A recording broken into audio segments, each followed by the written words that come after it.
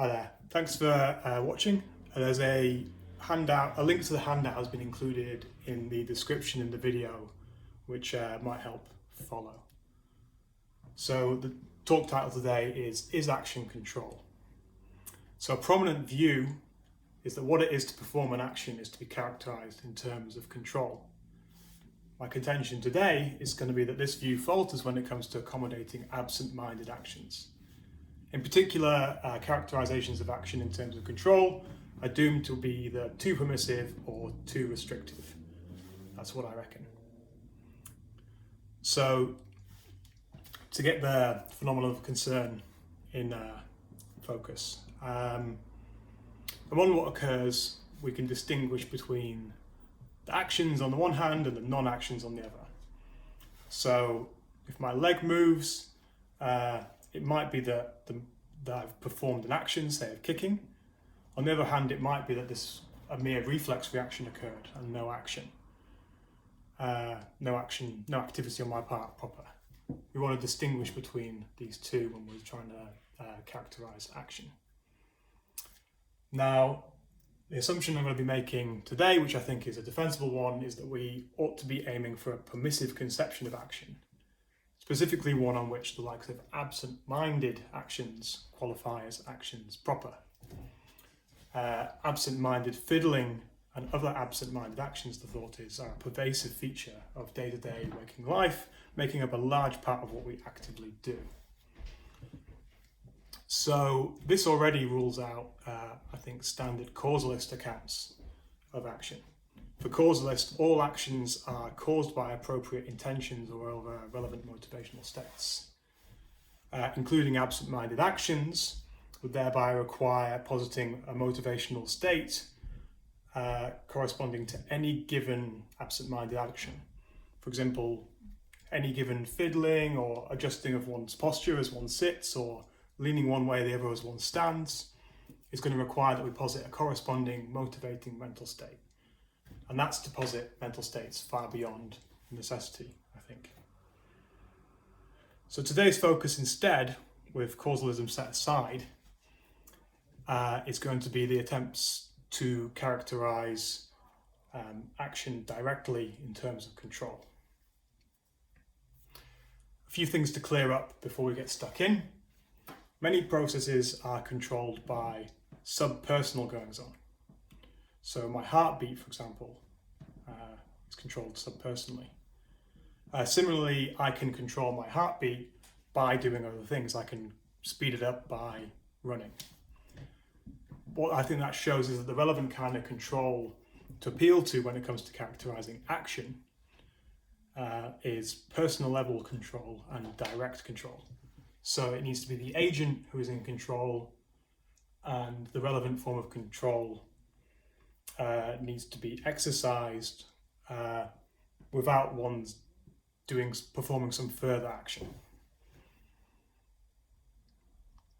So another important clarification, I think, is that we do not typically, at least, control our own actions themselves. We don't control our actions. Having it that we control our actions themselves would require that we say one of two things. First, we might say that we control our actions by performing further actions. But then we lose the idea that we're capable of basic actions and we seem to be stuck with a regress. The other option would be to say that we control our actions and do so without doing anything else whatsoever. But that seems to require that we posit an irreducible causal relation between agent and action whenever they act. And that's no good either. Okay, so how do we keep control in our picture of action given this? Well, we can do so by following Hornsby and distinguishing between movements in the transitive sense and movements in the intransitive sense, and by identifying actions with movements in the transitive sense. So suppose, for example, that I raise my arm. My action is my moving in the transitive sense, my causing my arm to move, which itself amounts to my controlling my arm movement, the movement of my arm in the transitive sense. in the intransitive sense, sorry. So actions are, on this picture, those things by which we control movements in the intransitive sense, setting aside the complications that are raised by mental action for now. Okay, so the main point today is the following. What I'm going to suggest is that a dilemma arises when we try to characterize, we look at characterizations of action directly in terms of control. And it arises when we ask the following question, namely, when it comes to the relevant movements in the intransitive sense, do we need to be continuously exercising control over the relevant movements to qualify as performing actions? Okay, so consider the first form of the dilemma type of view exemplified by Helen Stewart, on which action, to be performing an action, one does not need to be exercising control over the relevant movement, the relevant bodily movement. So Stewart goes for this view, and her line of thought is as follows.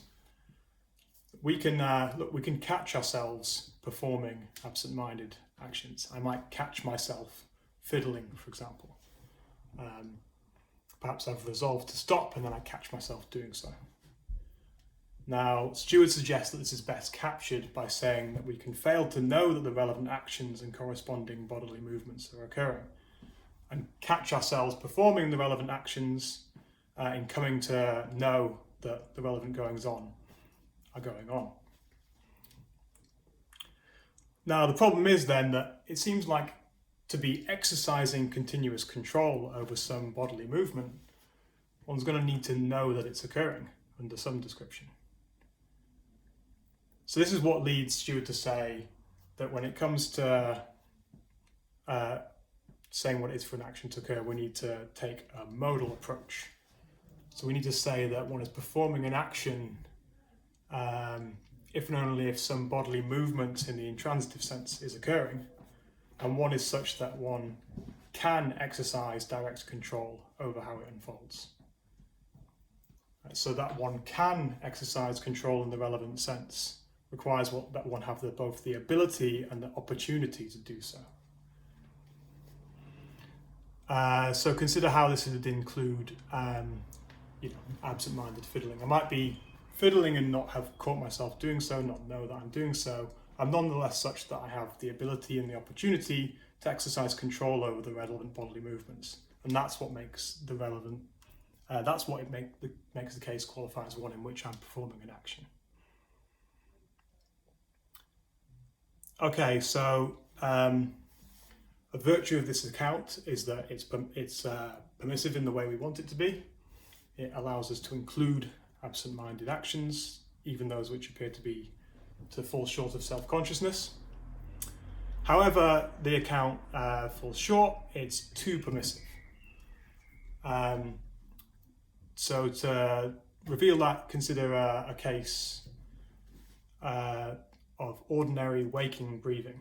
So ordinarily when I'm awake, my breathing doesn't seem to be a bodily action that I'm performing, something that Stewart would be happy to accept.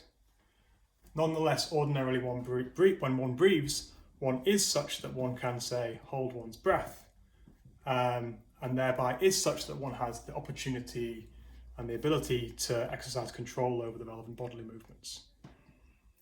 So Stewart's approach, the issue is it's going to be too permissive. It's going to count the likes of ordinary breathing as bodily action. Okay, so on to the second horn of the dilemma. You might think that the issues with Stewart's account here reveal that if we're going to characterize action in terms of control, we need to say that one is performing an action if and only if one is in fact exercising continuous control over the relevant bodily movement. So what about those cases where we seem to fall short of self-conscious? Well, it can be maintained that all action, even including absent-minded action is self-conscious. We could say that we catch ourselves performing such actions in coming to know that they're going on and the relevant movements are occurring under richer additional descriptions. And saying that makes conceptual space for the idea that whenever we're performing an action, we're continuously exercising control over the relevant bodily movements. Still, though, it doesn't seem plausible to maintain of absent-minded actions, all absent-minded actions, that we really do need to be exercising continuous control over the relevant bodily movements. So suppose, for example, that I'm absent-minded fiddling. Do I really have to be continuously exercising control over the relevant bodily movement for me to be doing so? Is this thought which pushes Paschery to say, or she has this thought in mind at least when she says, when attentional resources are depleted or allocated elsewhere, environmentally triggered motor representations and ensuing actions can easily bypass intentional control.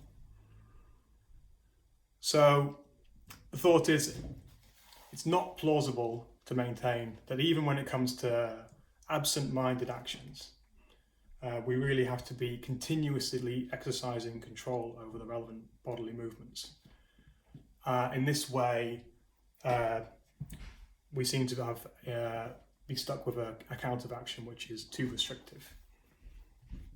So it'd be good to say a little bit more in support of this suggestion.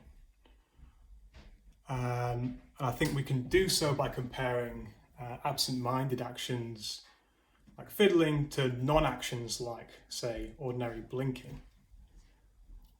So when one blinks ordinarily, environmental triggers, worldly circumstances and subpersonal processes suffice to determine how the relevant bodily movement unfolds.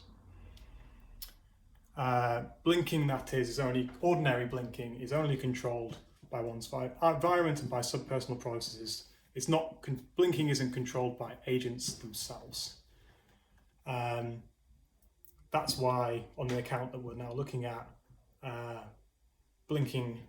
ordinary blinking doesn't account as an action. However, when we think about absent-minded actions like absent-minded fiddling, it's going to often seem to be the case that, just like with blinking, environmental triggers, worldly circumstances, relevant subpersonal processes similarly suffice to determine how the relevant bodily movements unfold. Personal level control on the part of the agent appears to be, appeal to it would appear to be redundant, left with no explanatory role to play. And insofar as that's the case, it doesn't seem right to say that we must exercise control over the relevant movements, rather than just be such that we can exercise control over the relevant movements. Okay, so what's the result of all this? What I've suggested is that characterizations of action directly in terms of control appear to be such that they're doomed to be either too permissive or too restrictive. So in particular, I suggested we might think about action in terms of one's being such that one can exercise control over a relevant bodily movement. But if that's all that's required, then the likes of ordinary waking breathing is going to be counted in. That might push us, with Maria Alvarez, for example, to insist that to be performing an action, one needs to be continuously exercising control over a relevant bodily movement. But that seems to be too demanding, insofar as it doesn't seem right to say that we need to continuously exercise control over relevant movements to be qualifying as, say, absent-mindedly fiddling. Okay, so characterization of action in terms of control look doomed to be either too permissive or too restrictive, and that in turn seems to cast doubt on the idea that action always requires control. The source of that idea would appear to be the thought that our actions just are exercises of control. Okay, thanks for listening. I hope that was clear.